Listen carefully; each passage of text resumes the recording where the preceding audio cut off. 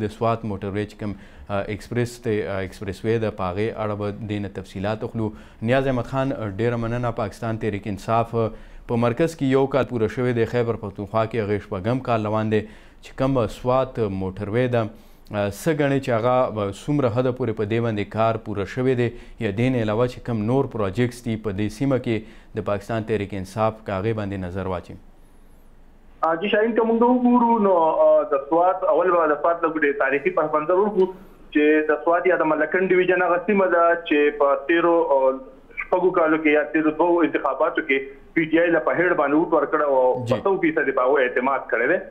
15 کاله هم د هغوی توقع دا وه د سوات خلکو خصوصا د ملکنډ ډیویژن چې دوی دپاره به غیر معمولي کارونه وکړی شي ځکه چې دا ځپلي سیمه وه او دې باندې سیلابونه رالل، بیا دلته کې ترهګري وه. بیا وروسته چې د پرویز خټک چې هغه وخت کې وزیر اعلی و هغه د سوات موټروي اعلان وکړو. په دې سوات خلکو ډېر خوشحاله شو چې دا د سوات نه دی، دا د ملکنډ ډیویژن دی. دې ته سره چې دی نو سوات او دیرپور، کوزدیر، بردیر، چترال، ملکنډ ضلع، بیا یو قسم بونیر او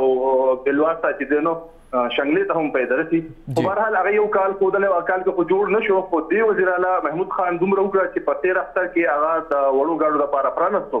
مکمل نه دی خو د هغې سره دا ده چې سهولت خلکو ته ملاو شو، خلکو پرې لږ د اطمینان اظهار کړی دی. که د هغې کنډیشن موږ دې وخت وګورو نو راتلونکي 2 کالو کې به کیدای شي دا مکمل شي. خو کوم کار روان دی، بعض څیزونه به داسې دي چې هغه ډېر سخت کمران دي او پای کې به چې دی نو سورنګان وباسي، اوس هم غټ ګاډي پې تللی نه شي. بهرحال په مجموعي توګه که موږ بیا په نورو څیزونو یا نورو ترقیاتي کارونو باندې بحث وکړو نو سوات د دوی دپاره د سیلګرۍ لویه سیمه وه. عمران خان چې دی وزیر اعظم دی دې وخت کې په خپله سوات په لمجبې ته راغلی او د هغه سره ټول کابینه وه. هغوی ویلو چې سوات ته موږ د واقعي سویزرلینډ جوړو او دلته به چې دی نو موږ ترقیاتي کارونه کوو. خو هغه د خلکو مایوسي ده دغه ځای کې د سوات ایرپورټ ته اوسه پورې کولاو نه شو. په دې 6 کاله کې چې هغه بالکل تیار دی، په اربونو روپۍ په هغې باندې خرڅ شوي دي خو هغه ته اوسه پورې پرانستی نه شو. په پنګوره کې 500 بیړو اسپتال دی، هغه چې دی د 13 کالو راسې منصوبه ده، دوی په اربونو روپۍ ورته موږ ورکړې. وزیر اعلی محمود خان چې راغی هغه په 6 میاشتو کې به دا پرانظم یو کالو شو، تر اوسه پورې هغه بند دی. بلډینګ تیار دی، سامان راغلی دی خو پته نه لګي چې څه وه، پای کې خندان دي هغه بند دی. دغه رنګې بلا روډونه دي، لینک روډونه دي، هغه چې دی توقع دا وه چې یاره جوړ شي خو هغه تر اوسه پورې جوړ نه کړی شوه. دغه رنګې که موږ نور منصوبې داسې وګورو چې کوم میګا پروجیکټ دوی ویلو چې سوات دپاره موږ هغه اعلان کوو، د ملکنډ ډیویژن دپاره به اعلان کوو، د کومراج شهري سیمه دوی ویلو هغه تر اوسه پورې په هغې باندې چې دی نو عمل درآمد ونه شو. دغه رنګې د سوات جیل چې دی هغه په 2005 کې هغه زلزلو خراب کړی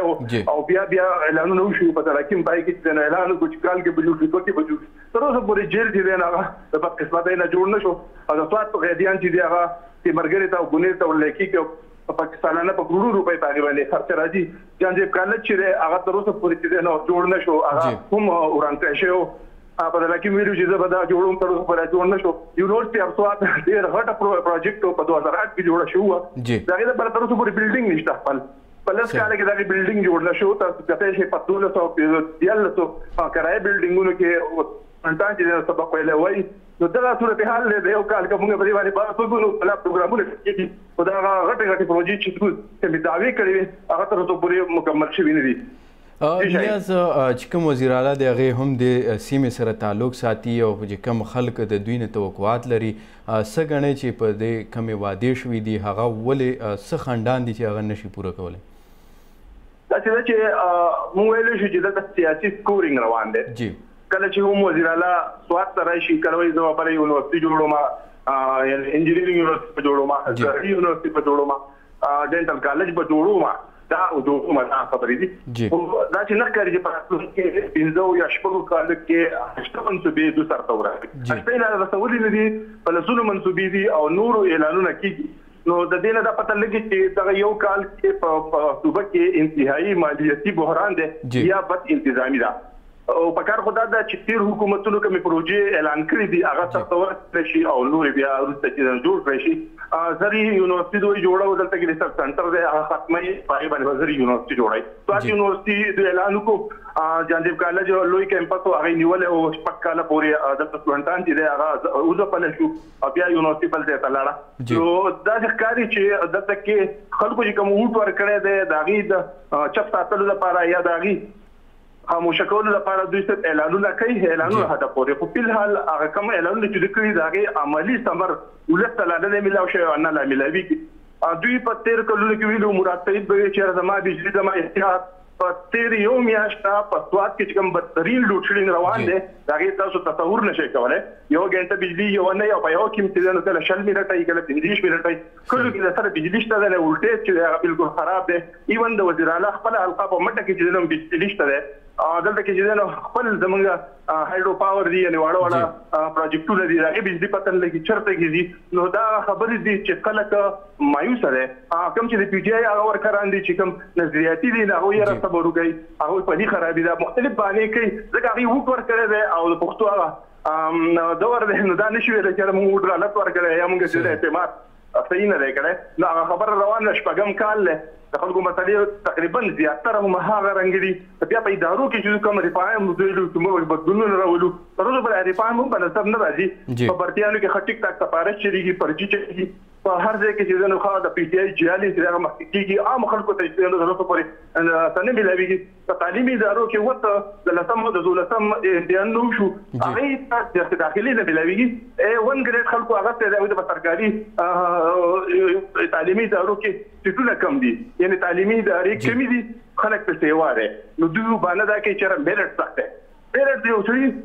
په پوزیشن هغه ته د هغه په سرکاري تعلیمي ادارې کې ځای نه ملوي مطلب دا دی چې دوی سره دغه خلکو ځای کول ځای نشته انتظام نشته سیکنډ چیپ نشته نو خلک په دغه ډول باندې مایوسۍ طرف ته روان دي بیا د ګرانۍ باندې به تاسو په څومره بل کې ده دغه مجبوري صورت حل دی صحیح نیاز چې کوم د هایدرو پروجیکټس دي هغه په سواد سیمه کې هم ډیر زیات جوړ کړی شوي دي څه فایده خلکو ته ملاویږي څومره پروجیکټس دي آیا په دې باندې کار پوره شوی دی که نه اوس هم روان دی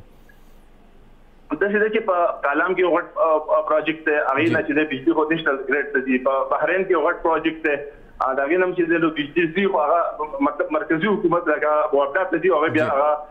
تقسیموي بیا وړې وړې پروجیکټ په کالام کې دي په مټه کې دي په مختلف ځایونو کې جوړ کړی شوي دي خو هغه کوم تسلسل چې هغه بیا وروسته برقرار ونه ساتل شو دوی ویل چې بعضې سیمو کې موږ وابډا فری علاقې یا وابډا فری زون به ګرځوو لکه د کالام شو د مټې لرې پرتې سیمې شوې خو هغه چې دی نو څنګه چې عمران خان په ذخیره کې اعلان کړی چې 350 ډیم به زه جوړوم ډیم مطلب د هغه دا و چې واړه واړه پروجیکټونه به جوړوم او د هغې نه بجلي جوړېږي خو هغه په هغه تسلسل سره بیا روان نه شو کوم چې پکار وه د هغې نه هغه خاطرخوا پیدا ملاویږي نه یا د خلکو ته یا د ولس ته یا هغه بوج چې په وابډا کم نه شو د دې وجې نه خلکو ته چې دی هغه تکلیفونه روان دي او هغه دعوه چې دی هم هغه شانتې کې زه بیا ووایم چې دعوه ثابت کړی شوې ده دغه چې دی نو دغه واړه واړه پروجیکټ چې دا زیاتره یورپي یونین مالي مرسته کړې وه او د هغو په پیسو باندې به جوړېدل او دلته کې به دوی چې دی نو د هغې هغه بیا مینټیننس یا وروسته چې دی نو دغه به یې ساتو او هغه هم هغه سلسله چې دی نو ما په خیال ورته شوې ده په تیر یو کال کې زه نه ګورم چې په سواد کې ام ایچ پي چې دی هغه جوړ کړی شوی او یا د هغې نه بجلي چې چېرته ورکړی شوي هغه هم تقریبا بنده شوي دي دغه پروجیکټ چې کوم دغه چې کوم دعوې وي هغه مخکې په وړاندې نه دي صحیح ډېره مننه نیاز احمد خان چې کوم د سواد کم موټروی د ایکسپریس وی د هغې باندې دوی تفصیلات کولو چې کوم کار روان دی هغه همدا په کال 2019 کې وزیر اعلی پخوانی وزیر اعلی پرویز خټک د دې افتتاح کړو خو بیا هم چې کوم نور پروجیکټس دي که کوم هایدرو پاور پروجیکټس دي هغه هم داسې قسمه حکومت لخوا دعوې کېږي چې هغې باندې کار روان دی هغې ثمرات دي هغه به ترلاسه کېږي خو بیا کوم چې ځایي ولس دي هغوی هم دا ګیله کوي چې د دوی ته داسې قسمه فایده نه ده ترلاسه شوې کوم چې